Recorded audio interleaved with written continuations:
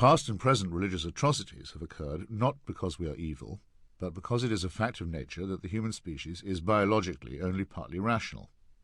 Evolution has meant that our prefrontal lobes are too small, our adrenal glands are too big, and our reproductive organs apparently designed by committee, a recipe which, alone or in combination, is very certain to lead to some unhappiness and disorder. But still, what a difference when one lays aside the strenuous believers and takes up the no less arduous work of a Darwin, say, or a Hawking or a Crick. These men are more enlightening when they are wrong, or when they display their inevitable biases, than any falsely modest person of faith, who is vainly trying to square the circle and to explain how he, a mere creature of the Creator, can possibly know what that Creator intends. Not all can be agreed on matters of aesthetics, but we secular humanists and atheists and agnostics do not wish to deprive humanity of its wonders or consolations. Not in the least. If you will devote a little time to studying the staggering photographs taken by the Hubble telescope, you will be scrutinizing things that are far more awesome and mysterious and beautiful, and more chaotic and overwhelming and forbidding, than any creation or end of days story. If you read Hawking on the event horizon, that theoretical lip of the black hole over which one could in theory plunge and see the past and the future, except that one would regrettably, and by definition, not have enough time, I shall be surprised if you can still go on gaping at Moses and his unimpressive burning bush. If you examine the beauty and symmetry of the double helix, and then go on to have your own genome sequence fully analyzed, you will be at once impressed that such a near-perfect phenomenon is at the core of your being, and reassured, I hope, that you have so much in common with other tribes of the human species, race having gone, along with creation, into the ash can, and further fascinated to learn how much you are a part of the animal kingdom as well. Now at last you can be properly humble in the face of your Maker, which turns out not to be a who, but a process of mutation with rather more random elements than our vanity might wish.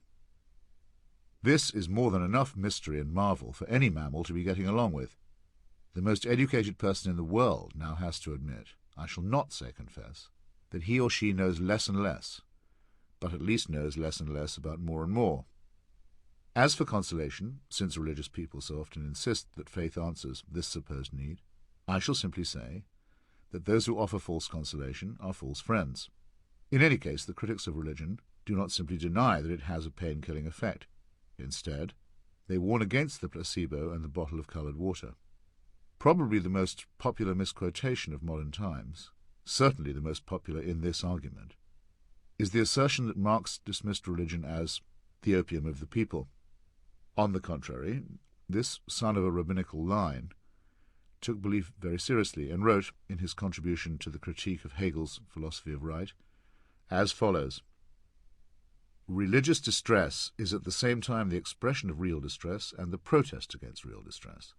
Religion is the sigh of the oppressed creature, the heart of a heartless world. Just as it is the spirit of a spiritless situation, it is the opium of the people." The abolition of religion as the illusory happiness of the people is required for their real happiness. The demand to give up the illusions about its condition is the demand to give up a condition that needs illusions. The criticism of religion is therefore in embryo the criticism of the veil of woe, the halo of which is religion. Criticism has plucked the imaginary flowers from the chain, not so that man will wear the chain without any fantasy or consolation, but so that he will shake off the chain and cull the living flower. So, the famous misquotation is not so much a misquotation, but rather a very crude attempt to misrepresent the philosophical case against religion. Those who have believed what the priests and rabbis and imams tell them about what the unbelievers think, and about how they think, will find further such surprises as we go along. They will perhaps come to distrust what they are told, or not to take it on faith, which is the problem to begin with. Marx and Freud, it has to be conceded, were not doctors or exact scientists. It's better to think of them as great, infallible, imaginative essayists. When the intellectual universe alters, in other words, I don't feel arrogant enough to exempt myself from self-criticism. And I am content to think that some contradictions will remain contradictory. Some problems will never be resolved by the mammalian equipment of the human cerebral cortex, and some things are indefinitely unknowable. If the universe was found to be finite or infinite, either discovery would be equally stupefying and impenetrable to me. And though I have met many people much wiser and more clever than myself, I know of nobody who could be wise or intelligent enough to say differently. Thus, the mildest criticism of religion is also the most radical and the most devastating one. Religion is man-made. Even the men who made it cannot agree on what their prophets or redeemers or gurus actually said or did. Still less can they hope to tell us the meaning of later discoveries and developments which were, when they began, either obstructed by their religions or denounced by them. And yet the believers still claim to know. Not just to know, but to know everything. Not just to know that God exists, and that he created and supervised the whole enterprise, but also to know what he demands of us, from our diet to our observances to our sexual morality. In other words, in a vast and complicated discussion, where we know more and more about less and less, yet can still hope for some enlightenment as we proceed, one faction, itself composed of mutually warring factions, has the sheer arrogance to tell us that we already have all the essential information we need. Such stupidity, combined with such pride, should be enough on its own to exclude belief from the debate. The person who is certain, and who claims divine warrant for his certainty, belongs now to the infancy of our species. It may be a long farewell, but it has begun, and, like all farewells, should not be protracted. I trust that if you met me you would not necessarily know that this was my view. I have probably sat up later and longer with religious friends than with any other kind.